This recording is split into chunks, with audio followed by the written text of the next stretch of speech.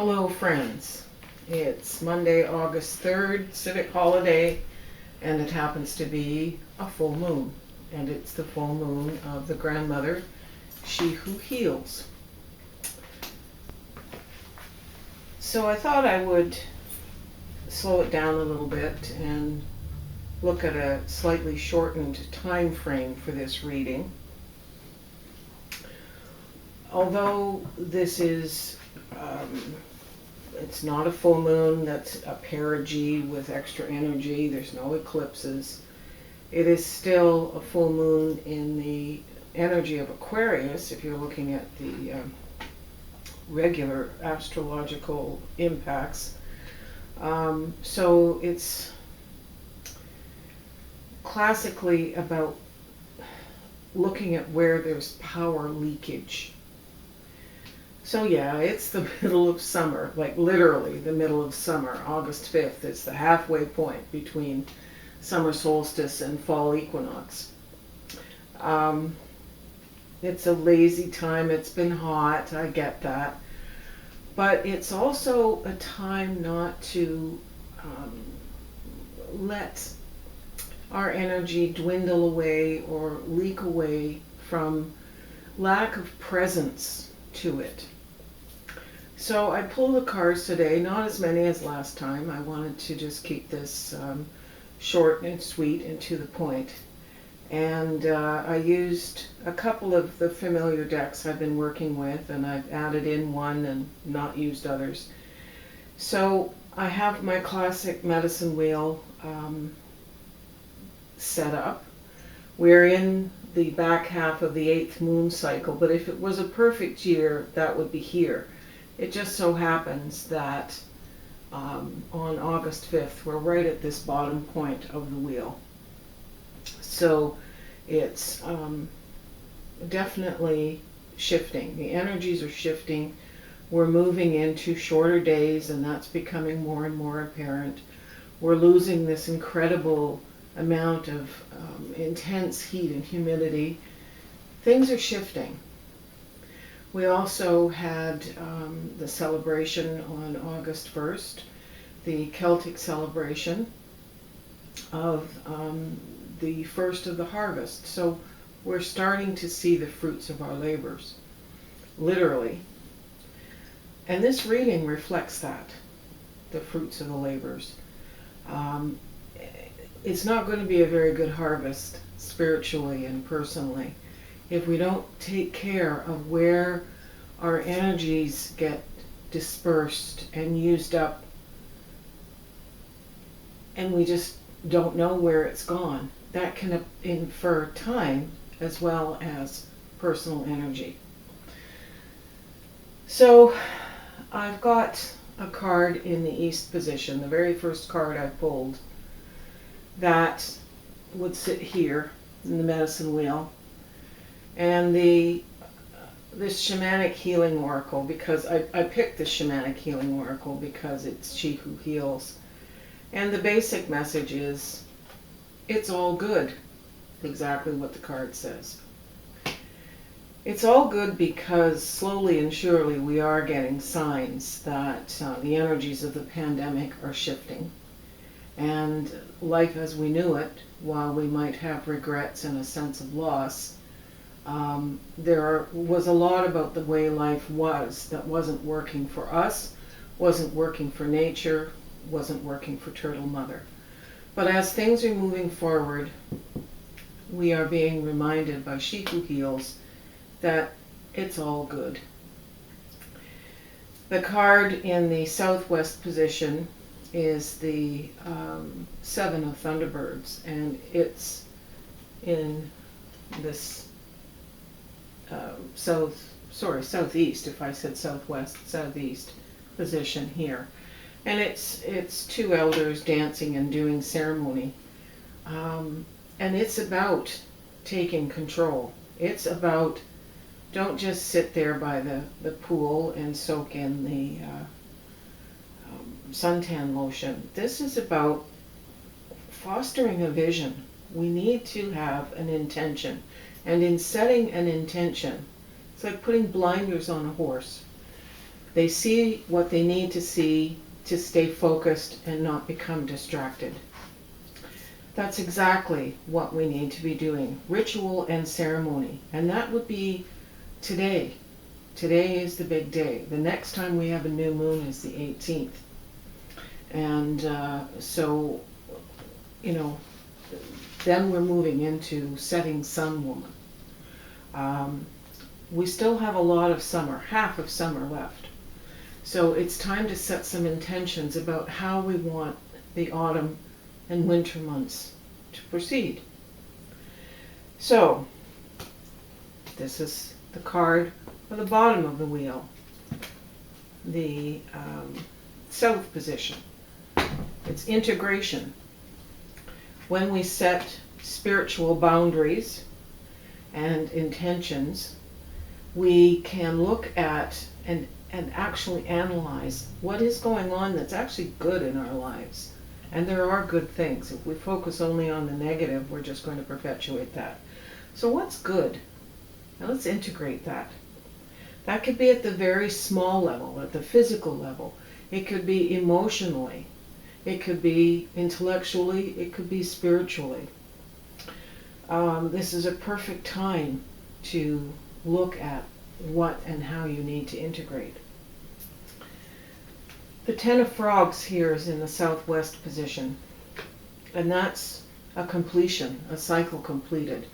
So this tells me that we're going to be hearing about completions, things starting to open up, like municipal buildings, and it's not necessarily the end of the pandemic. We're going to have to put certain precautions into place, like masks. Masks are nothing compared to being locked away in an institution on a ventilator. So this is about cycles completing. We're integrating something, and so the cycles just in our lives. We don't have to look at the big world.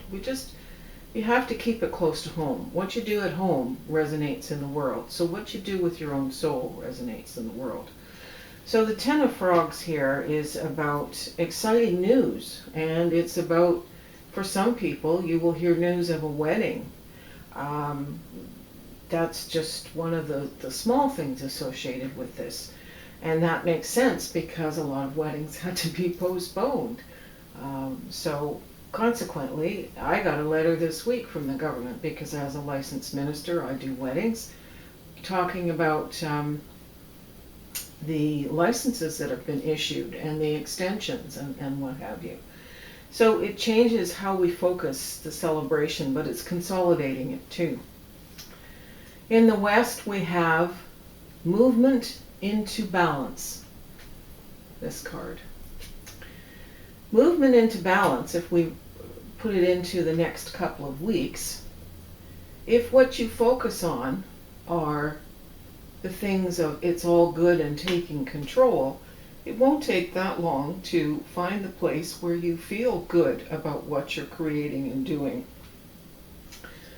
Life is about being, and it's about doing. So we move into the northwest position here. This is the King of Butterflies, and this is a connection with source perhaps, or a partner. Quite often it's a male partner or an aspect of self that is very clear. This is an intellectual card. This is a card of making real. It's everything that exists in the mind first. So Spirit is asking us to consolidate, to spend time. It's interesting to me that these 4 cards represent all the elements. There's one of earth, air, water, and my brain just exploded. All right. The final card in the north position here is emotional release.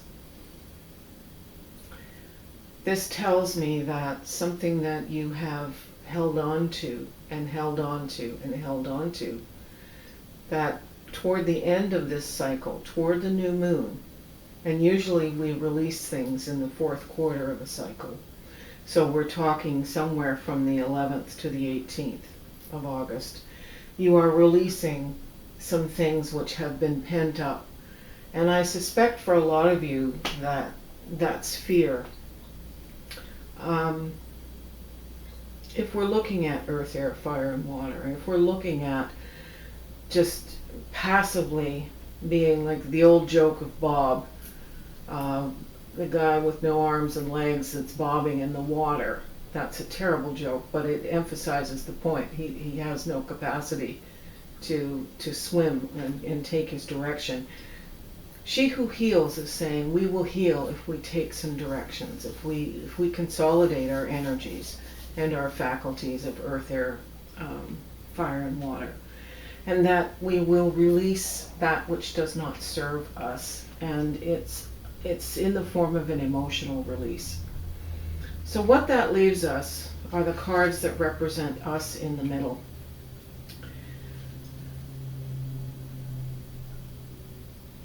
The card to the left of the center card is transformation.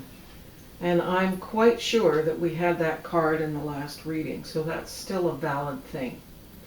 This is about ancient circles, collections in the fire pit of things which have been transmuted by fire ceremonially. This is an ancient way of dealing with things, and it's something we need to return to.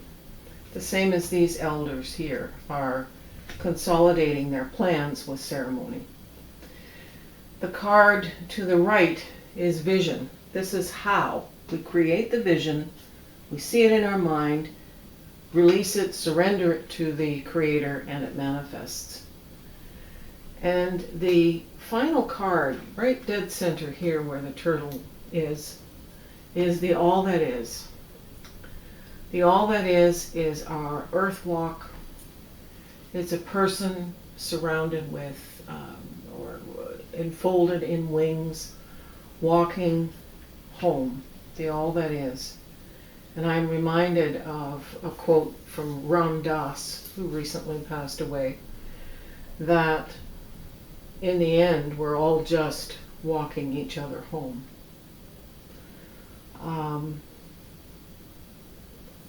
This center, this is the most profound card I've pulled in a very long time. We are coming home to ourselves. We are coming home to that which we will walk forward to. So you're making that creation now by harnessing your thoughts and energies, doing your ceremonies in a place of ceremony, recognizing that you're going with the flow, not trying to push the river. So I thank you for being present to this today, and I thank you for the comments and the emails that are coming in. They're quite lovely.